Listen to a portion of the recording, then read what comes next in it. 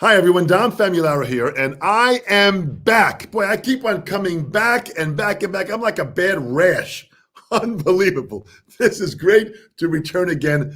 Thank you for your time in following these and paying attention to what we're doing with the Sabian Education Network. It's just so great that we have this opportunity, and there are so many more things going to be coming by with the Sabian Education Network. My gosh, master classes with the great Dave Garibaldi. What Joe Bergamini is organizing is so much great stuff. And of course, at the helm, the Sabian Company, which is allowing us to really push education to a whole nother level. Well, today in this session, I've got a wonderful dear friend of mine, a student of mine that was just progressed at such a wonderful level. He's done so many great things. I want to bring him on. Would you please welcome John Wilson? Hey, everybody. Hey, Dom. John, how are you, man? Thanks so much for joining us on the Sabian Education Network. Oh, thank you for having me. This is such an honor. I've been watching all these interviews that you host weekly with various guests of all levels and regions of the world, and it's very humbling to be here and share this hour with you. Well, you deserve it for sure, man. What you're doing and as a player and as an educator is such at a high level that I want everyone to get to know you and hear your story. This is so powerful that you are based in Iowa and you are teaching and, of course, using, as the pandemic has taught us all, about using technology to your advantage.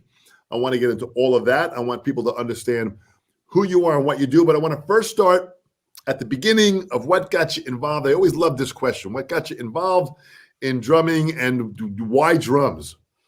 Right. I mean, I figure why not drums? But I honestly, I feel like I've been a musician my whole life as far as I can remember. And it's just something that seemed natural. And thinking about the earliest influence that I can remember is Sesame Street. And the music that they had on the show. I mean, everybody on the street played an instrument. There were songs. They'd have guests on. The music was hip. It swung. And I'm 49. So in the early 70s and mid 70s, everything was, still swinging and very funky. I just ate it up. I loved it. So everything that Jim Henson did, whether it was the Muppet Show or Sesame Street or Emmett Otter's Jug Band Christmas, all of these early things, it just made me think like, well, everybody plays music. Everybody, that's what you do, and it just became part of what I did. So I think my parents recognized that and fostered it. Didn't force it. They fostered it. So probably when I was 3, I got a guitar. When I was 4, I got a drum set, toy drum set. Broke that, got another one when I was about 6, broke that, got another guitar, broke that. I mean, just toys, experimenting and stuff. Had a record player, and just would listen to music and it just, absorb all that stuff. And we'd go see bands. My parents would go follow bands that they knew, or anything at the fair or a church, or I sang in a church choir. I mean, it was just kind of music was happening, and I wanted a better set. It was just like they could see that this was what I wanted to do. So there was a band that would come through the region and play. They were called the Blue Ridge Quartet, and I think they were based out of like South Carolina or something like that. They'd come up to Pennsylvania where I was living, and they were the drummer was getting a new Vistalite set, like with the 8 toms and single bass or whatever. It was just like incredible to look at, right? So I guess my parents found out that they were going to get rid of the old set, so they bought it. It was a Slingerland set with like a blue satin finish. And it was just like, wow, this is so cool. But my mom and was like, if you're going to do this, we're going to set you up with lessons, which I'm grateful for. I mean, I think that was the best approach. It's about 8 years old, really not knowing what the heck I was doing. And I walk into the music store, local music store, Allegro Music in Easton, Pennsylvania. And I don't know how long the lessons went, maybe a few weeks, few months. I can't really remember. But we went through like the Breeze Easy drum method book. And so he taught me how to read. He had a pad set up. I'd stomp on the floor for the bass drum. because he was like, well, you want to play drum set. So I don't have a drum set, but we hit like a Remo practice pad and an upside down ride cymbal. I don't know why he had it upside down, but it tape all over it and it's cracked and everything. And I would just stomp on the floor, like, heel down, just like stomping on the floor for the bass drum. And it was like an old wood floor. It would kind of resonate. And he'd put me through all kinds of patterns. He showed me this book. I pulled this aside because I still have it. The Realistic Rock. Carmine, the great Carmine legend of peace. Absolutely. Yeah. So, I mean, this was a really early publication of it. Yeah, and so, we started that, just to kind of show like the three-way coordination and beats as you were, and how to read that and what it was all involved with and stuff. So it just seemed like, okay, that's how you do it. So listening to music, whether it was, something I'd hear on the radio or something I had records of, I don't even know how I acquired this Kiss record. I had Love Gun, and it was just like, I wore it out. I mean, it was like, what the heck? And, my parents bought me the next Kiss record when it came out, and all the Kiss dolls and all the Kiss puzzles and Kiss color forms and 8 tracks and whatnot, just. So Kiss was Kiss the first band that started to really kind of influence you? I think they were the first band, aside from ones that I'd see live, just regional or local bands or bands in church or at the fair or whatever. I think they were the first band that I kind of noticed as like people that got together and put out records and, other music that I was listening to. I think the first song that I really fell in love with was Captain and Tennille. Love Will Keep Us Together, and I didn't know anything about it. I loved the synth bass and the harmonies and the progression and just it just made you want to move. So, I come later find out that it was Hal Blaine on drums, but at that point I wasn't thinking about who was playing drums. It was just a great song, and that was probably like 75 or so. But Kiss as a band, I mean, you'd see them on TV and it was just the spectacle and the makeup and the lights and the explosions and everything. And it's like, oh my gosh. So in a way, they were my Beatles. I know you were inspired by the Beatles, and so many people, I see them on the Ed Sullivan Show, and it's like, what is this? For me, it was Kiss, and it was like, oh my God, this is it. This is what I want to do. So probably, 6, 7, 8 years old. It was just no turning back. In that age and that year, Kiss was and still is very, very powerful. Oh yeah, at their presence and their branding of what they do. But it's interesting. You went from Sesame Street in those early days. Now the Sesame Street music, Joe Raposo was the piano player and some of the arranger for that. Right. And I had met Joe many, many years ago. A phenomenal jazz musician that had also a great funk feel, a very contemporary player. And all that music, like you said, it swung. It was just great music. Kids were singing. You could relate to it. So that's a very, very powerful early start. And then that led you into Kiss. Now, were there any specific drummers at this young age you're taking lessons? Were there any drummers that you were focusing on? Well, I think it was just, I would just notice the drums. I mean, I noticed music anyway. It was, I'd go to a show and just plant myself in front of the speakers and watch the bass player, or the drummers were always hidden behind all the stuff. But I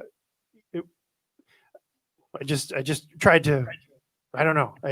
I would set up my drums and set up the speakers, turn on a party light or something, and pretend I was in the show. I don't know. I guess I'm still doing that because I have stage lights here in my studio. I'll turn on sometimes to get the students riled up, and I don't know. Yeah. So I mean, at that age, I didn't really know name drummers, per se. But as I got older, maybe in middle school, and getting more into bands, like Van Halen was huge. Ozzy Osbourne had started his solo career. All the metal, the hard rock, the hair bands, and all that. So I mean, I would get those records, I would get the tapes, and I would see who played on them. I would just kind of look at the names. Well, who's on bass? Who's on guitar? Who produced the album? I don't know. I guess I was kind of a nerd that way. I would just, who's involved in this, and just check out all the album artwork. And years ago, we had access to that kind of information on the albums. They had the list of players, you had who produced it, what was done with it, where it was recorded. There was a lot of good information that was on each album that really educated us. Yeah, yes, and I set one aside. I still have it. This was probably one that I also wore out when I was about 9 years old. Yeah, with Liberty DeVito, who's probably one of my earliest influences that I can think of as a drummer. And for this reason, I mean, you look at the inside cover here, he put his watch on his ankle. Like what? I'm like, this guy. what a So you get to know the band, and you're reading the lyrics. And for those who don't know, this is what an album looks like. You put it on the record player and it would spin, and there was this needle that would scrape along the track and be amplified through your stereo. I was way into that. I just loved record players, tape machines, microphones, speakers. I'd go to Radio Shack and get an adapter or wire or whatever, and just kind of like, well, what if I hooked up the tape deck to my parents' record player, and I kind of was like doing overdubs and stuff of just like noises and weird things and recording stuff.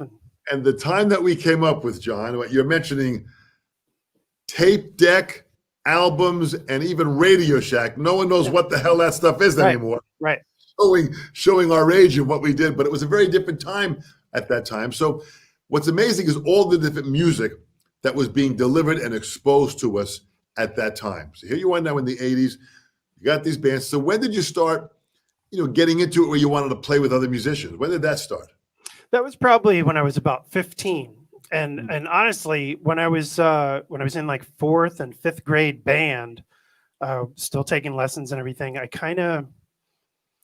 it wasn't doing it for me.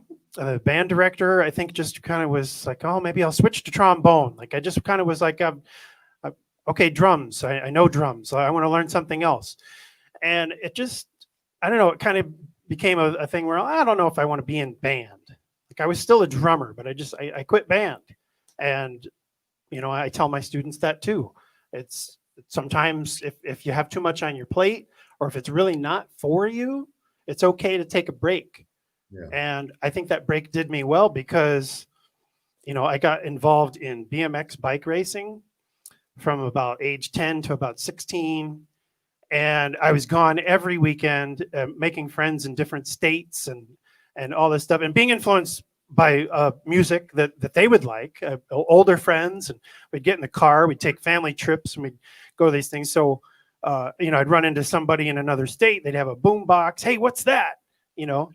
Because everybody's like blasting their music, and it attracted me. So I was exposed to a lot of music that way, and still kind of air drumming and kind of listening to the music, even though I wasn't playing. I was absorbing what everybody was doing. Okay, here's the song form. Here's where they do a drum fill. Here's what they're switching stuff up. So I learned a lot just by listening and not even playing. Yeah. And then I got another set when I was like 15. Again, my mom was like, okay, the only way you're doing this is if you get back in band. I'm like, well, you don't just rejoin band. I mean, I missed a whole lot of stuff here.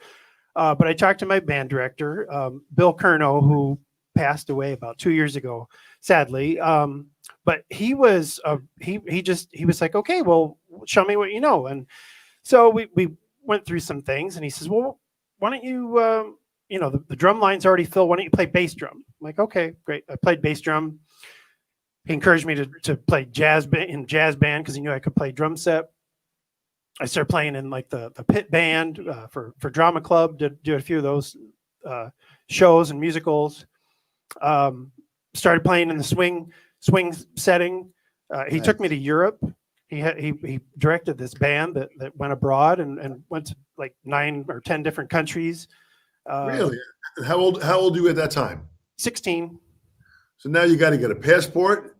You're on a plane, and all of a sudden now your music is starting to get into your bloodstream. Yeah, very much so. And of course, every day was a learning experience in band. He would put you on the spot too. And he'd say, well, just how about a little bit more Gene Krupa? I'm like, Interesting. I don't know who that is, but I went and found out. And of course, oh my gosh, yeah, our buddy Rich. And he lent me a book by Steve Houghton, the studio big band drummer, or studio and big band drumming or whatnot. And I could see how things were put together with ensemble figures and section figures, and started to apply that, to the chart reading, because that's, confusing as it is anyway, Yeah, sure. So I guess how I would describe how I learned is I kind of learned by ear, and then discovered how you would write it down, or how you would, maybe write a cheat sheet, or how it would be notated. Yeah. So when I teach, I try to enforce that too. Like, don't worry only about the music. It's kind of like a recipe when you're cooking. You need to know what goes into it, but then, there might be room for improvisation. There might not be, but the final product is what you eat. You don't eat the page out of the cookbook. So it's kind of a,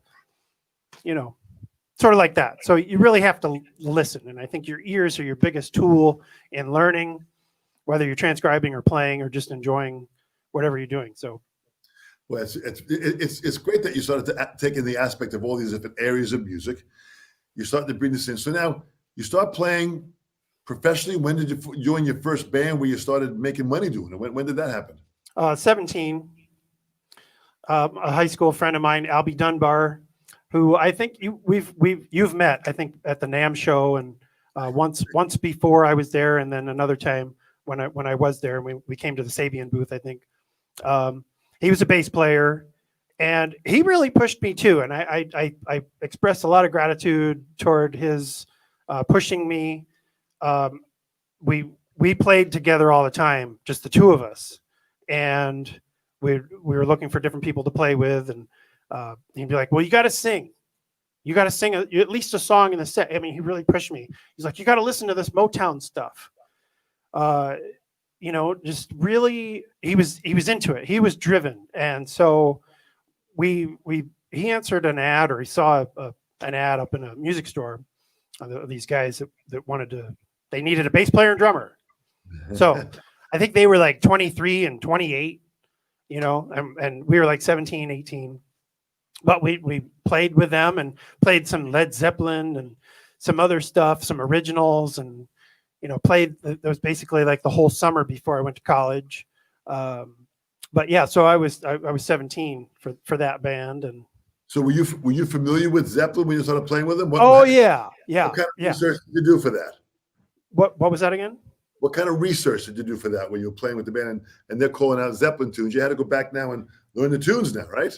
They were kind of ones I already knew. I mean, and so since Albie and I were playing together, either at my house or his house, or even at school during a study hall, I mean, he was a big fan of John Paul Jones. And when I discovered John Bonham, it was just kind of like, wow, that was like a trench that you just kind of fell into. And I don't know, for me, it was just, it encapsulated everything that I was listening to and wanted to do myself. I mean, he had the swing, he had the funk. And for all the John Bonham fans out there, I tell everybody, if you listen to Clyde Stubblefield, if you listen to Joe Morello, and meld those two together, that's Bonzo's sound. So I already knew what was going on, with what he was doing. I mean, I did my best imitation of it, on the drums that I had, and it was fun. So yeah, I didn't have to do a whole lot of research with that, because it was already something I was just eating up. So we talk about listening to music and the importance of being able to hear music. I mean, we had music on the radio every day. We had a wide variety of music on the radio. We had these albums that you could purchase, that you could listen to. So how much listening were you doing as far as recordings and stuff? Like all day. Yeah. I mean, I'd get up and I'd have my Walkman on the way to school. I'd study hall, sometimes in class. Sorry, teachers. Again, a Walkman was a device. Yeah. It was a little box that you put a cassette. A cassette was a little piece of round up tape that had music on it. You popped it into the Walkman, which had a cord and earphones that you had, and you walked around with this Walkman. So yeah, it was a brilliant invention. I even cut I had an old textbook. I cut a big hole out of all the pages so I could stash my Walkman in there because you weren't really supposed to be carrying one around. So I'll fess up to that. Of course, it was confiscated because I lent it to somebody. But anyway, yeah, just all day I would listen to music. It didn't matter what I was doing. And my parents always had music on in the kitchen. Whether they were heavily into country music. Oh, interesting. So that was their music and still is. They listen to country music like all day. And you were still in Pennsylvania at this time, right? Yeah. So Pennsylvania, there's a country music scene there. Were you playing any country music songs? I subbed in a country band, a handful of gigs, but I was never a full-fledged country drummer. But yeah. So you're checking all this stuff out now. You play with these different bands. You know, were you continuing with lessons at a different level at this point? Not exactly. Well, our band director would show us stuff. He'd pull out the Nard Book, you know, and of course, being in band, you're learning stuff all the time. Yeah, And I remember being stumped with 6/8 rhythms. You know, I was on the bass drum, and of course, it's, you know, going by. I'm still like on measure 4, and they're measure 16 or something. I'm like, what's going on? And you know, and my band director's like, well, we'll go over it on a study hall. Don't worry about it. Just keep time for us. You know, so that was always a learning process. But he would push us to go through the Nard Book, which didn't have the stickings written in. So right. I could play these solos, but really didn't know what a flam accent was, didn't really know what a paradiddle was, didn't really know that it was a 9-stroke roll. I knew the sound, you know. So I guess in some ways that's good and bad, because it's all about the sound and just, you know, make it sound right. And that book, the Nard Book, which stood for the National Association of Rudimental Drummers, NARD.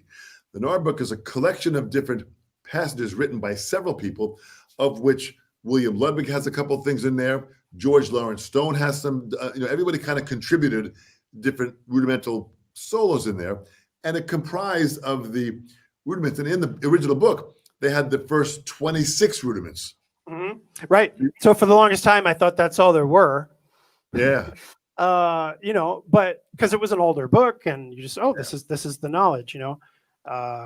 But yeah, so those were challenging, but helped me understand the notation and got some of the rhythms and the technique, so to speak. Every summer, drum corps would come through.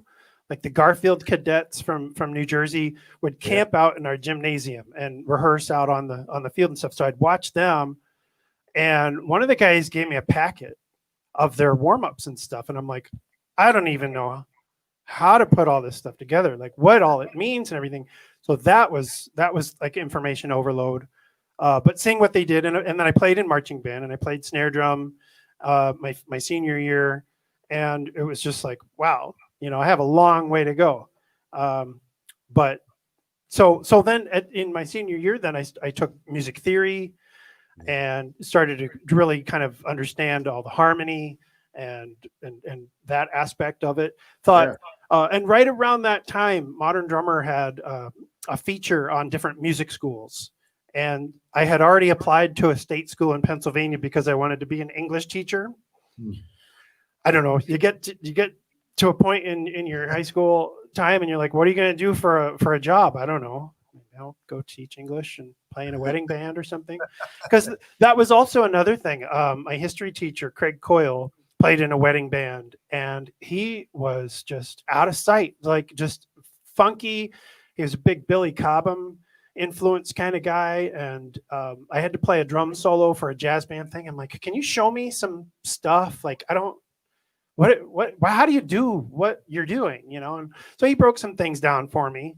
There was another guy, Ronnie Reiterman, who played in a big band locally that my band director took me to see. And actually, my dad knew the trumpet player. So we watched that band. I'm like, do you teach lessons? Because like I gotta get hip to everything you're doing. He's like, I don't really teach, but you know, since I know your dad, since I know, you know, your band director or whatever, who was also playing in the band, he says, go get Jim Chapin's book, which I still have. I was a senior. in high school. So I got Advanced Techniques for the Modern Drummer. That's the original copy in that book, and yeah, the new version up. But in that copy, if you open that up, it says it's dedicated to S period, A period, M period. Yes, Sanford Augustus Moeller. That's exactly right, John. Yes. And in those early days, Jim did not have Moeller's full name in there, only his initials. And it wasn't until I helped him out with the book to do the new version that has music now involved with it, with Jim playing it, that has Sanford Augustus Moeller's name in the book. So you were getting tremendous, information through these books at a young age. Yeah, well, and I sought it out. I mean, it was just kind of if something came my way, and it inspired me, I latched on. Yeah.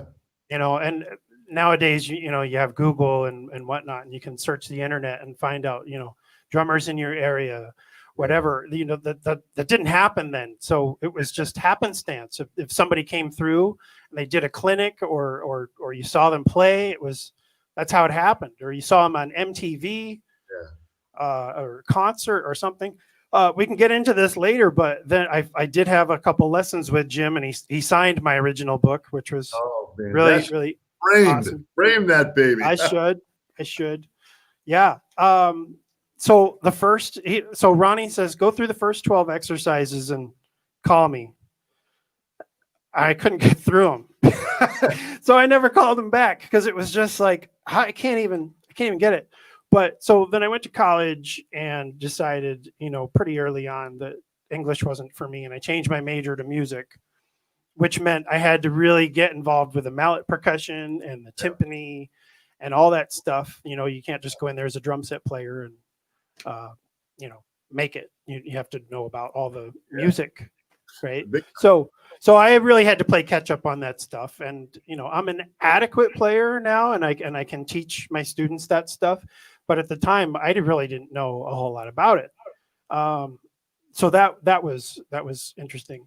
But the music program, which was great, I learned all about musicology and music theory and sight singing and piano and all that stuff, voice. I sang in the choir, took voice lessons.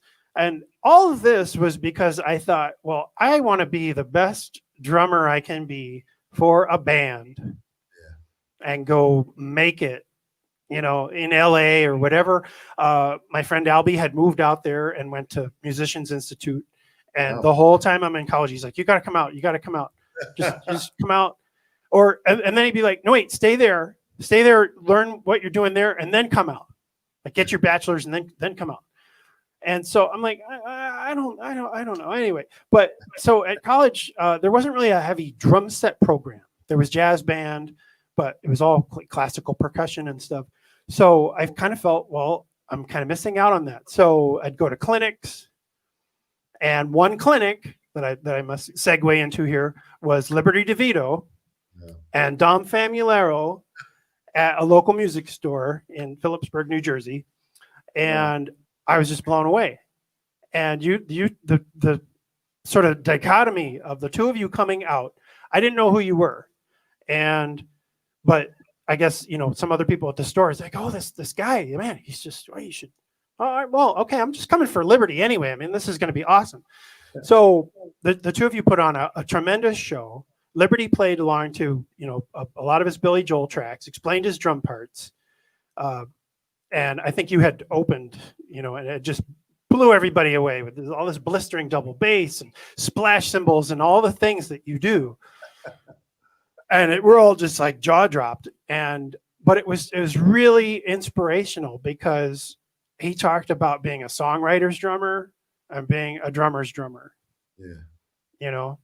And they're both important. And I thought, that's what I want to do. I want to be able to be a songwriter's drummer. I want to be able to serve the song with a solid backbeat or whatever is required there, but also really develop that finesse and fluidity that can come out of your playing when called for. So, I mean, that was a turning point. I think that was about 1991, I believe. It was either the end of 90 or the beginning of 91. I'm not really sure.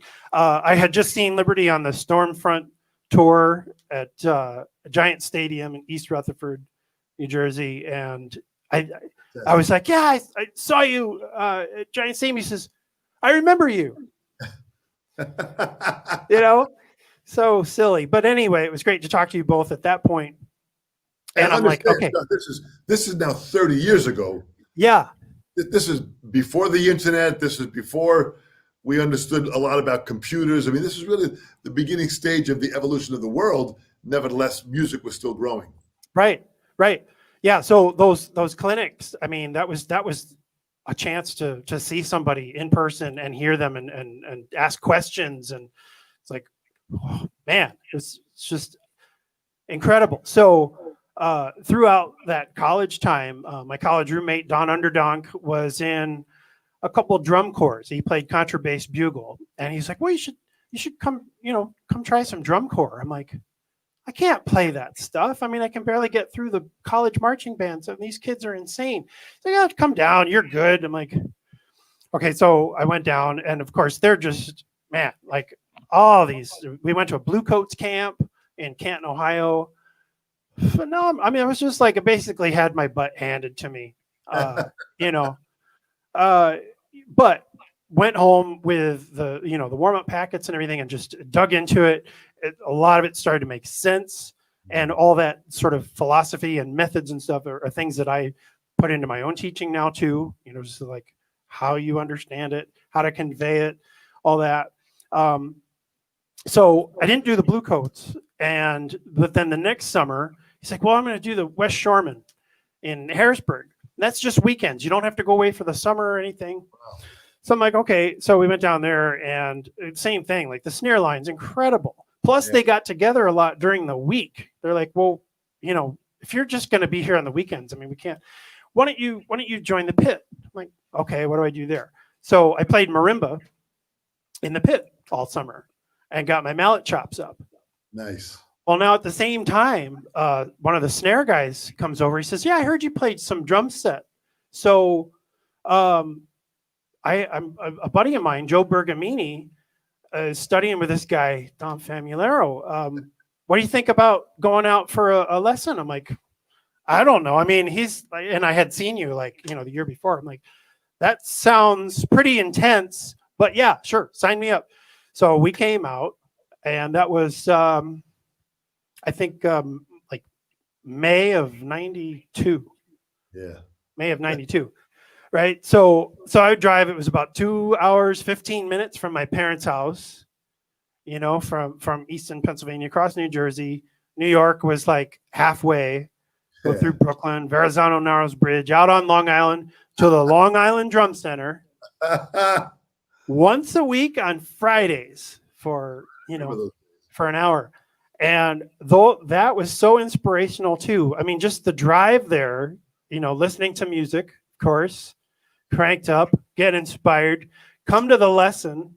I'd try to get there early so I could check out books or pedals, sticks, cymbals, because they had a great selection of gear, right? So, and I'd always come home with some books or DVD. Well, they weren't DVDs then, VHS tapes of the drummers, Steve Smith, Yogi Horton, Dennis Chambers, Dave Weckl, all these, so Jim Chapin had put one out.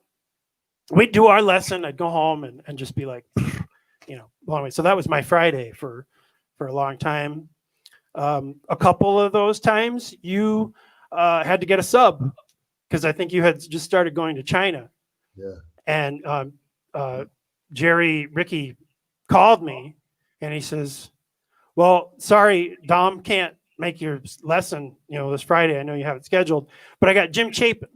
I'm like, all right, same time. Okay, I'm coming. So we had one lesson that week, and then I think again in 2 weeks. So I had a couple lessons with Jim, and he just handed me a stack of things from his master classes that he was doing with DW at that point. And it was just all these upstrokes and downstrokes, and he looked at my molar, and he's like, okay, yeah, you got it. And that's great. And see you later. Hey, sign my book. It was just, I felt like I was in over my head, but but you weren't. You were a fantastic student, and you had this incredible desire and this this incredible energy to learn. So you were taking things in. And I can remember when I called up Jim Chapin and said, Jim, listen, I got to go hit the road. I need you to take on some of my students. And Jim was like, absolutely. And when I came back, he loved the lessons with you because he said, man, John's hands are already there. Oh, wow. That's flattering. That means you put the time in and you worked on that stuff. So that was really powerful. That's really nice to hear. But it also, I have to thank you for pushing me and having that faith. I mean, you still to this day, nearly 30 years later, you're still an inspirational mentor, and you're inspiring, and you light everybody up and inspire them, and it's awesome. And at that time, summer of '92, the National Drum Association was a thing that was happening. Dennis and Jerry Rickey had put together this collection of drummers and this whole drum history, drum organization, tributes to Louis Bellson, tributes to John Bonham, which I went to. That was in New York. Really awesome. It's like a dozen top drummers were there, sharing their love for John Bonham and playing with a band and everything. But they put together this educational summit in LA, and it was Bernard Purdy, Joe Percaro, and Rick Marotta as the panel. And so it was those three and like 20 teachers. And I wasn't teaching yet, but you're like, you got to go. I'm like, okay, Dom says I got to go. I booked a flight and I flew to LA, first time in California, get off. Well, the shuttle will pick you up. What does this mean? This is like the first time I like flew by myself. I'm 20 years old and fly to LA, and I attended this summit, and I felt like I was like in over my head, but it was really inspirational to see the other teachers, the questions they asked, and the feedback and the response, everything. I was just a sponge. I didn't want to open my mouth and make a fool of myself. So, it's funny that organization, the National Drum Association, the NDA, was an idea that I had many, many years ago and spawned the Long Island Drum Standard to kind of put this all together. And I just saw the potential if we could put this together, because I had several students like yourself that were really good players that I could see these guys are going to be the future of tomorrow. We have to make sure that they have the right information. So that's where it was, pulling in different people like Rick Marotta and like Joe Percaro to bring them in and literally just talk about drumming and education. And look what that's led to. That's led to this incredible journey that you're still on. Yeah. That you are now inspiring a whole nother generation. I hope so. I mean, and I hope that my enthusiasm is contagious as much as it is for you. But yeah, it is, John. And to see, so now at that point now you go there, you meet these teachers. I mean, Joe Percaro, he doesn't get any greater or nicer person than he was, rest his soul. He was just a phenomenal, player and educator, and recorded hundreds upon hundreds of albums and TV shows and movies. So the experience that he had, so to sit down with him in a room, you were blessed. I know. I was very fortunate to have been there and collect it all. So again, another shot in the arm, and coming back, and then and then we're engaging in our lessons, and of course that kept up. So when I didn't really consider myself a teacher still, though. I mean, I was kind of collecting all this information to put into my playing. But teaching kind of came about while I was still in school. I took on a job as a music tutor. So there were these other classmates of mine, other peers who were taking elementary education majors, and they had to take piano, or they had to take intro to music. Nice. And they were in over their heads. They're like, I don't know the foggiest of what any of this stuff is. So I'd sit down at the piano with them and show them, like, well, this is all it is, because it was very, very, just too much for them. And they're like, you know what? I really like how you explain this to me. Now I get it. I'm like, well, I'm happy to help you out. It's just what we're doing, Yeah. So it kind of sparked the whole, teaching thing. And then when I was done with college, my band director, former high school band director, says, so now you're done. Did you get your teaching certification? I'm like, no, I just got a performance degree. I'm gonna go rock out and maybe teach some lessons. He says, "Well, I really wish you'd gotten your teaching degree because I'm going to be retiring soon. It'd be great to have you." I'm like, "I don't want to teach band, you know. I mean, nothing against that. That's awesome, but I didn't feel like I'm not a horn player. I don't." And he says, "Well, how about you come teach my drum line?"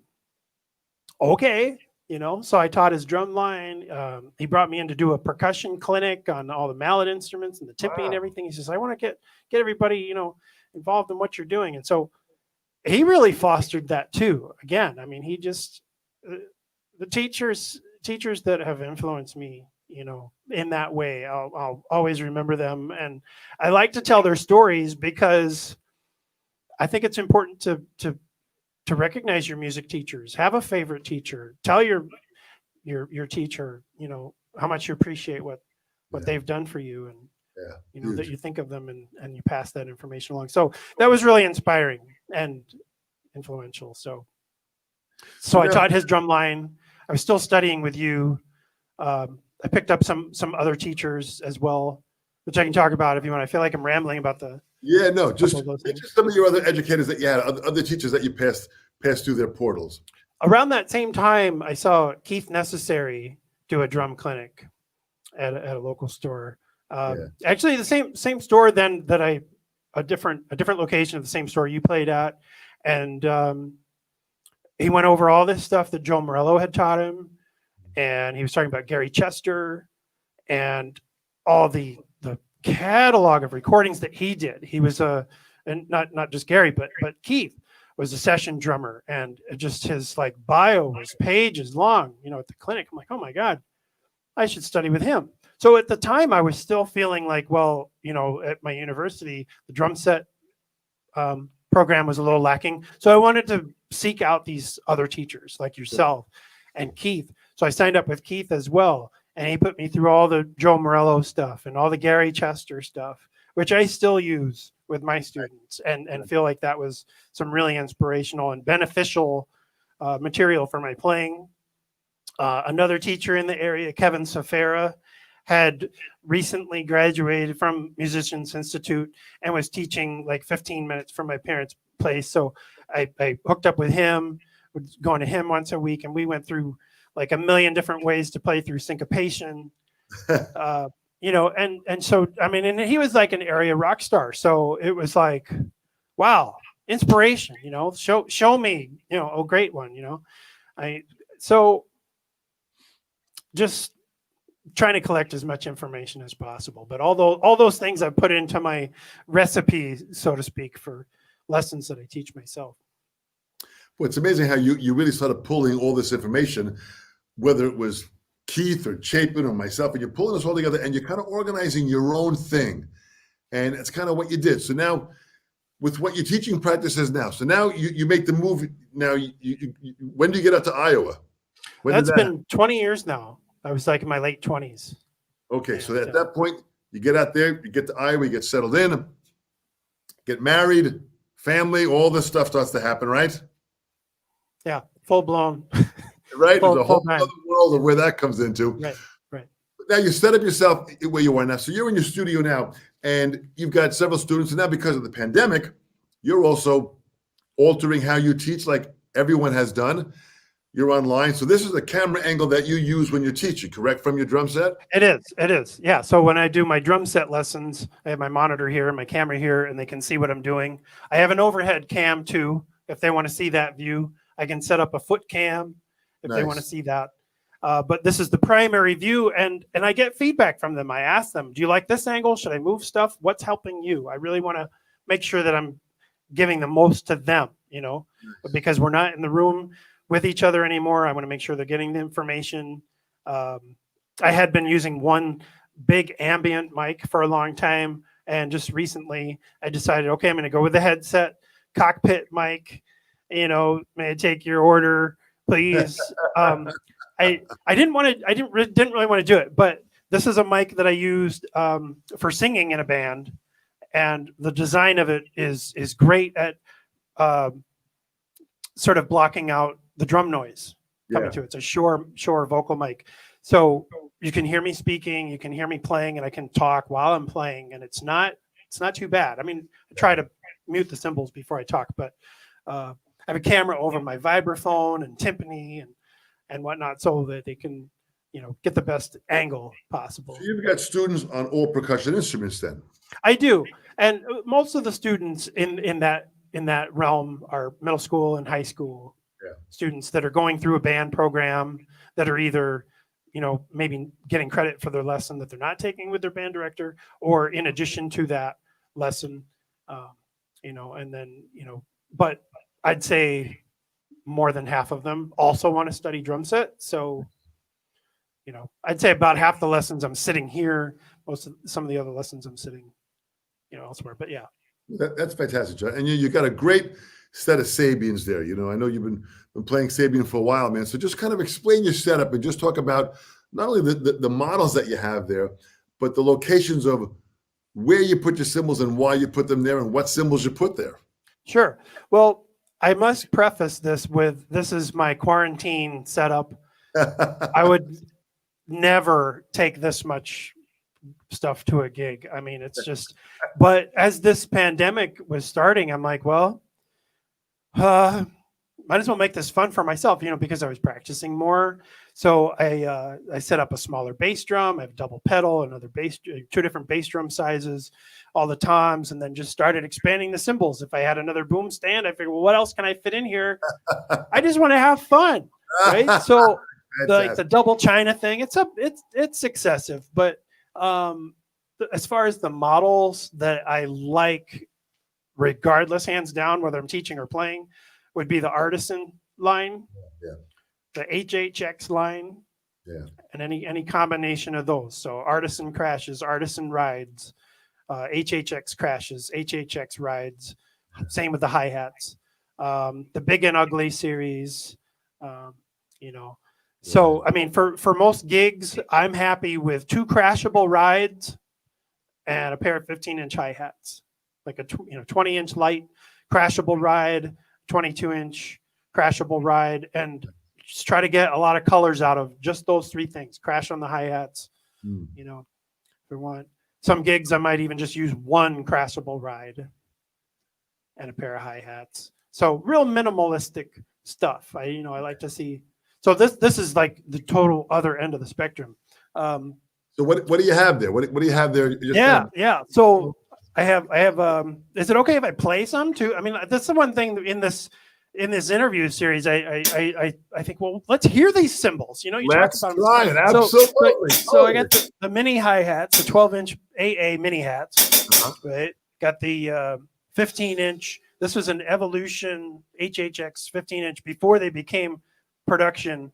I just special ordered 15 because I love 15 so much. Trying out this complex Ozone 17-inch over here. I usually have an 18-inch Artisan up here, but the Holy China 17. This is a 10-inch China Kang from the Mike Portnoy stacks, Max stacks. But I like stacking things. I also like unstacking things. So this is the 10-inch China Kang. Very, small gongish. This is a 3-point ride, the Jack DeJohnette HHX 3-point ride. And I asked the factory to put 4 rivets in it in a line to create a nice sizzle out of it. So nice. That's pretty sweet. And over here is the main ride, is a Artisan 23-inch light ride. So really beautiful cymbal. Probably one of my favorites. 23-inch. That's like a freaking Captain America shield. Holy. Yeah. 14 Evolution hats, just underneath the ride. So I can ride on either pair of hats. Yeah. Or any of the 3 pairs of hats. 20-inch HHX China, 12-inch China Kang, 20-inch Artisan Crash, Thunder Sheet, which is absolutely awesome. So nice. So you can go there, but that's kind of my collection here at the. And I'm sure you have. other cymbals, and you'll adapt your cymbal set obviously for the job that you're playing. I mean, yeah, definitely. I mean, sometimes I don't use a crash. Sometimes I use, a crash, different crashable rides. Obviously, I play jazz music. I play rock music. I play reggae music. I play funk music. I play blues music. Rico. As you can see, what he's talking about, what ride do you both use today? Well, and but you're talking about, so that those two rides that you have there, is that pretty much your ride, your comfort zone in your rides, or do you have other? This is a really great comfort zone, and I can play just about any style of music with this stuff. Right. One of the bands I've been fortunate to play with for nearly 20 years is Eddie Picard Jazz Quartet, and we do everything from Frank Sinatra to Count Basie to basically the American Songbook. And Eddie likes a sizzle ride for a lot of the vocal stuff in that regard, but it suits many styles, and just blending the cymbals is really, it's fascinating to me to find cymbals that interact with each other and blend and not necessarily stand out. So if I hit everything at once, it could sound beautiful. That's really what I go for. Well, in any selection. Great question, Rico. Thank you so much. We've got people here from all around the world, John. This always blows me away. We've got, Dave Lewitt, who is a phenomenal teacher and player. He found us on Facebook here. We've got I gotta check this out. Here's someone from Puerto Rico that is listening right now. Thank you so much, Richard Rivera. That's fantastic. We've got people. Check this one out. Lilio from Ecuador. Saludos. He's on right now. How about Rogerio from Brazil? Hey, Rogerio. Here's Sergey is from Lviv, Ukraine, who's another phenomenal player who plays right hand, left hand, open-handed playing. He's in several classes that I am involved with in the Ukraine. A phenomenal player. We've got here's Artemy Kor, who's from Moscow. John, talk about a reach band. This is about as global as we can possibly ask for with the players here. Here is a wonderful female drummer, Marina, who's watching from Cyprus. So these are phenomenal people to see exactly what you have here. So this is pretty powerful to have this level of reach of what was happening. Here's Dave Lewin again talking about Jim Chapin, a great character. Absolutely, Dave. Jim was a character at so many different levels. It was fantastic. For sure. Here's Bruno Muse from Antwerp, Belgium. Hey, Bruno. So, to have these people here. So what kind of message would you say to all these people? John, here you are. You're playing great. You understand everything from technique to different genres to different styles. You're playing with a wide variety of different bands. You're reading at a high level. You're playing mallet percussion. You're doing all this here. What is it about education that continues to motivate you? What drives you? Well, I think music is just probably the most valuable thing that we have in life. And just saying that makes me feel kind of choked up, but it is so powerful. And to see someone enjoying it, whether they're on the dance floor or in the audience, or if they want to learn more about music, I just think that's the greatest thing in the world. So if you're passionate about it, do it. Don't give up. Even if you take a break, come back. It's always something that's in your life. Support live music. Go out and see your local bands. Go see your national bands. This is a tough time for everybody, but when this thing get back up and running again, we're just going to have to support it and embrace it. It's not going to go away. The live music is not going to go away. We need it. It's in our spirits. It's in our soul. It's just this resonating thing. So, So if you love it, do it, and that's pretty much what I have to say about that. Seek out a teacher, learn about it, just do it. Great advice, John. And I really believe too, as we're challenged with this pandemic, and I've been busier than ever. I'm doing not only teaching here with private lessons and master classes, but I'm doing recordings here. I'm doing all these different, ideas that are coming out that are just the potential now to create and to learn at this time is really an opportunity. And here's check this out from Odessa, Ukraine. Alex from Odessa. But here's someone that probably has, thank you, Alex. Here's someone check this out. John is Hey, my Jenny. son's drum set instructor, and he's such a great teacher and mentor to my son. So to me, that's really powerful that you've got a mom that is so supportive of you as being a mentor to their child. Listen, this is a huge responsibility. Yeah, man.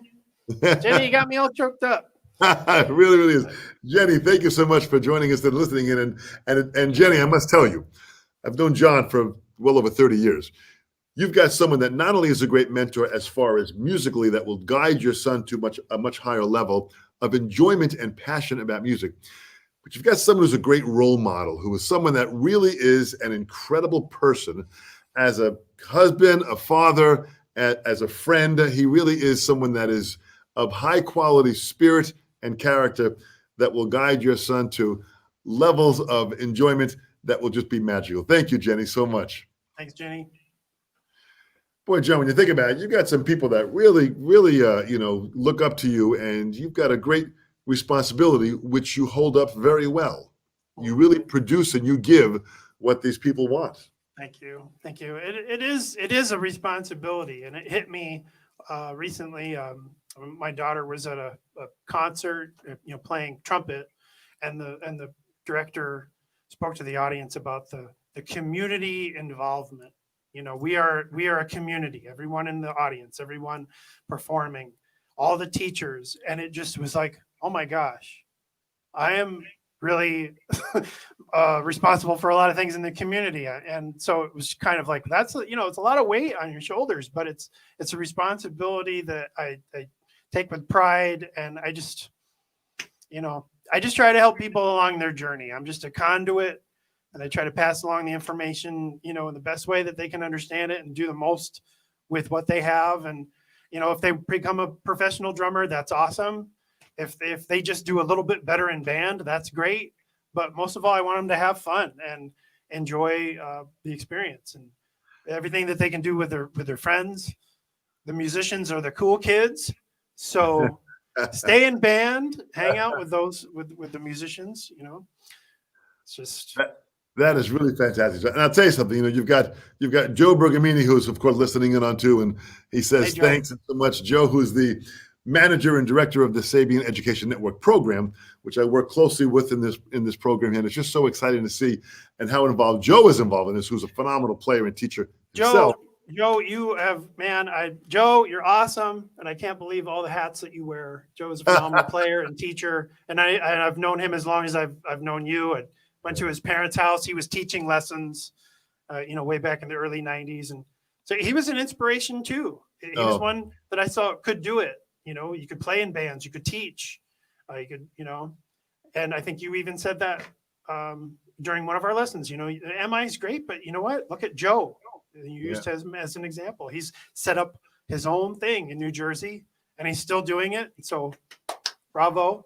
Joe's in Jersey, you're in Iowa, and you've got the ear of everybody at Sabian. Gentlemen, thank you so much for being here and being a part of our wonderful SEN family, which says it all right there. What Sabian does is gives us the opportunity to bring us together. They make great quality product, but more importantly, they support education and educators to the highest level in our industry that I have never seen anybody do, because they are just committed to the growth of our industry and making the best product available to allow us to even have more fun with all the sound options that they offer. Absolutely. Hands down. And thank you, Sabian, for all your support. Thank you so much. John, thank you so much, man. This hour has been incredibly fun. You have offered an incredible amount of inspiration and information, which I thank you so much. And stay strong, stay well. Happy holidays. I'm going to take a few weeks off from doing these seminars and spend some time with the family and kind of recoup and try and catch up on some emails and get some work done with all the intensity of what it is. But stay well to you and your family. Thank you so much, John, for all the inspiration and keeping this incredible journey of great drumming education going. Absolutely. Thank you, Dom. Thank you for having me. And everyone have a great Christmas and Happy New Year. And we'll see you soon. Thanks so much, John. Stay well. Okay. Bye-bye. Bye-bye.